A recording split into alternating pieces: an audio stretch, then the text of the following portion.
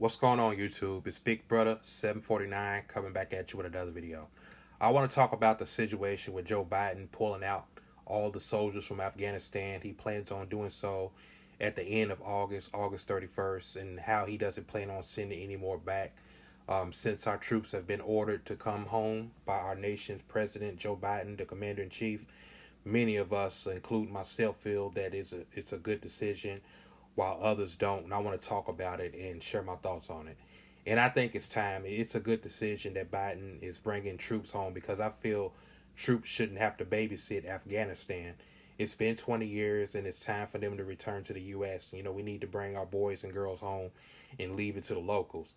If they want to allow ISIS or whoever to walk around killing people again, it is what it is. We've trained them to a point to where they can win if they fought. And there's some folks who oppose Biden's withdrawal with the troops, like a buddy of mine. He's from Afghanistan.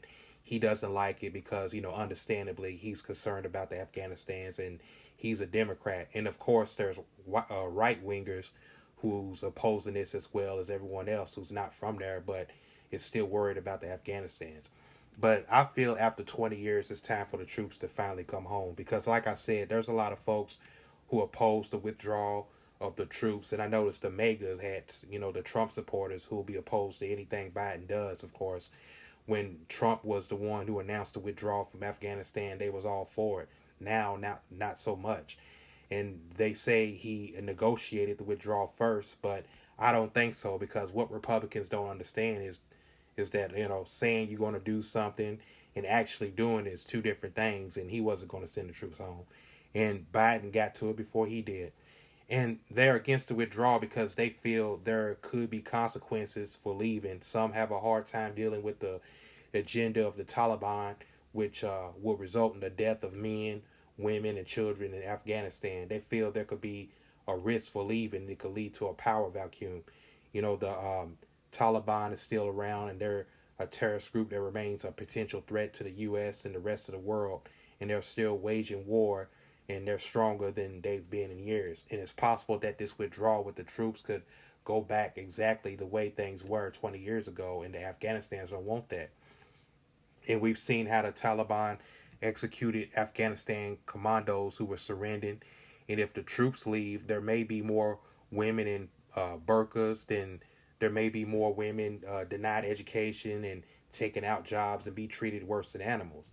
But like Biden said, it's up to the Afghanistan folks to work it out and make decisions about the future of their country.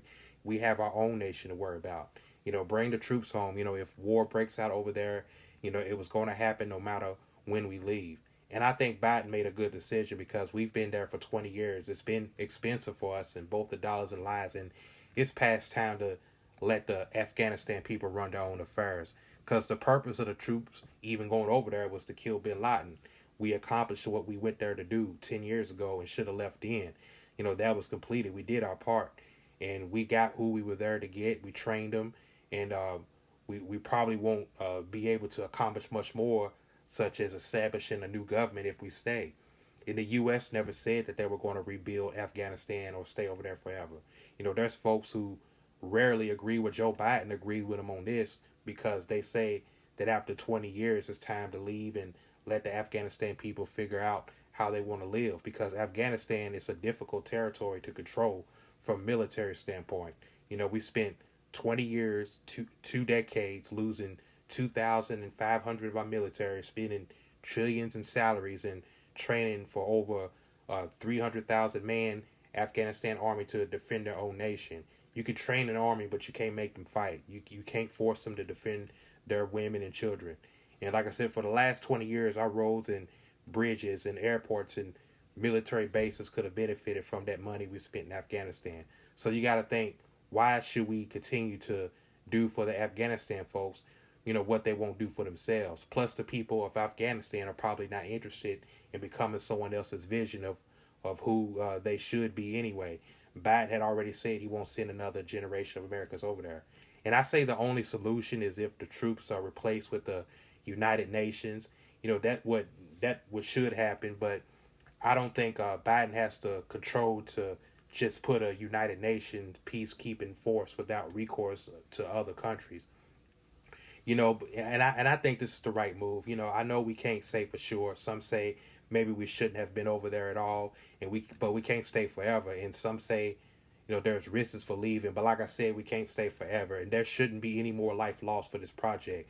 Let the Afghanistan people decide their own fate and future. They have the equipment and weapons to fight their own battles. If the troops come home, there'll be less expenses on war, more benefits for civilians. American mothers will see their sons defending their own country inside the country. Then there'll be less PTSD and permanent injuries and all that. And far as the soldiers, again, I think, they ought to come home and go out and feel some sense of humanity and just walk the streets and come here and meet people in the stores and in the streets. And I feel that if that's developed on both sides, that's the only way there'll be no wars. Because, I mean, we will never eliminate the Taliban. Only the Afghanistan people can do that. And if after 20 years, if Afghanistan government and defense forces can't stand on their own against the Taliban, they never will. But that's all I want to say, folks. This is Big Brother 749 signing out. I'm out. Peace.